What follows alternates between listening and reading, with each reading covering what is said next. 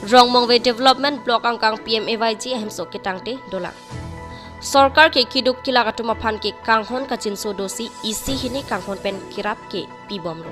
Lason thak se Pradhan Mantri Awas Yojana Gramin Thihek pen PMAY-G ahemso setame kiduk tektik katuma phan panong piponok setame kopi koson penone ahemabang kipatangte ason doolang.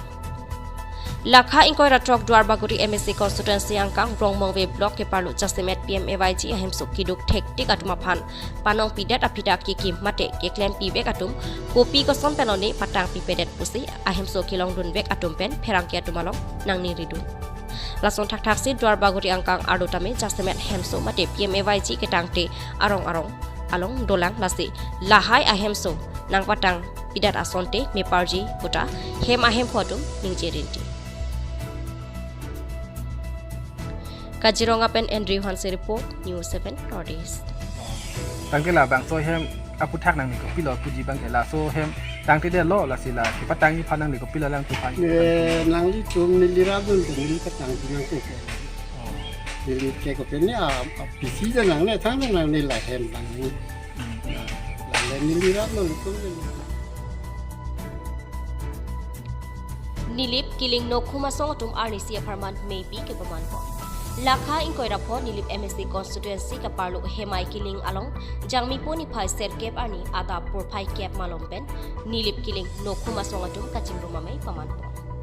Karbia khe atumta khekang thim jutang jubat porom puthi pending sumpot gurjon chocolate. Karbia kur photo labang swangbong killing atumta isi akur kang thim lapen non pirthi munit Kichan kijar ahut kido cheloving penajok hem isi chichini nebo majoy nisi mo ove kimiatum kamang hudokok chipusi non kesaratum killing chingrum amei paman ponlo laso penajok potung kacheron kachehang nangji aron anta chingki jethan ponlo pusi labang so amei kibi pen ali kido alam baklang pon karbiang long angkang pi kido an killing atumta non kibangji jangmi poni phai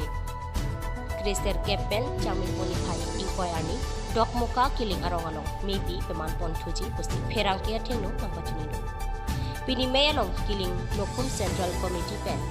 sar at killing general secretary noren killing financial secretary atum nangchitong lapen labangso nilip killing nokhum ame kachari pon lison killing president